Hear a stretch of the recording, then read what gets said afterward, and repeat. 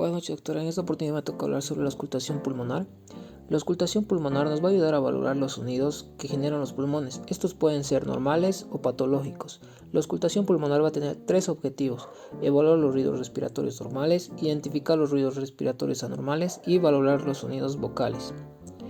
Para una buena auscultación pulmonar vamos a pedir al paciente que esté en una posición cómoda, sentado, con los pies colgando y las manos sobre las piernas. También vamos a pedir al paciente que se descubra el tórax, esto para evitar el roce del estetoscopio con la polera y evitar sonidos distorsionados. También vamos a pedir al paciente que respire de manera pausada y profunda, sin hacer ruidos. La auscultación se va a empezar desde la cara anterior del tórax, luego vamos a pasar a la cara lateral y por último a la región posterior.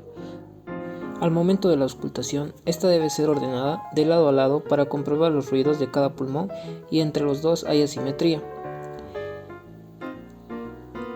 Continuando, voy a seguir explicando sobre los ruidos respiratorios normales. Vamos a tener un soplo traqueal que va a estar a nivel de la tráquea y la región esternal. Este va a ser un ruido fuerte y prolongado. Luego tenemos al soplo bronquial, que va a corresponder al ruido traqueal audible en la zona donde se proyectan los bronquios de mayor calibre. Esta va a ser en la cara anterior del tórax y también en las proximidades del esternón. Luego tenemos al murmullo vesicular. El murmullo vesicular va a ser un sonido más débil y suave que la respiración bronquial. Este sonido se va a escuchar en las bases, vértices y las regiones costales del tórax. Por último tenemos el murmullo broncovesicular. Este va a ser un murmullo más fuerte que el vesicular y se va a escuchar preferentemente en la región interescapulovertebral.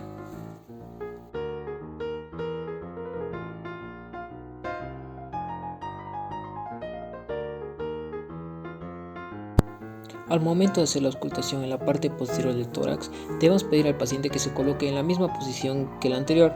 En caso de que el paciente tenga demasiado tejido adiposo en la espalda, se le pide que coloque los brazos como si lo estuvieran abrazando. Esto para que las escápulas den más espacio para poder escuchar de mejor manera los ruidos pulmonares. Debemos pedir al paciente que respire de manera pausada y profunda sin hacer ruidos. Esto para no distorsionar los ruidos pulmonares que vayamos a escuchar durante la auscultación pulmonar.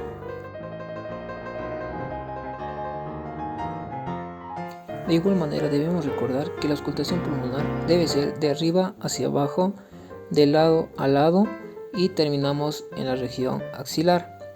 Esto para comprobar que los ruidos pulmonares tengan una simetría.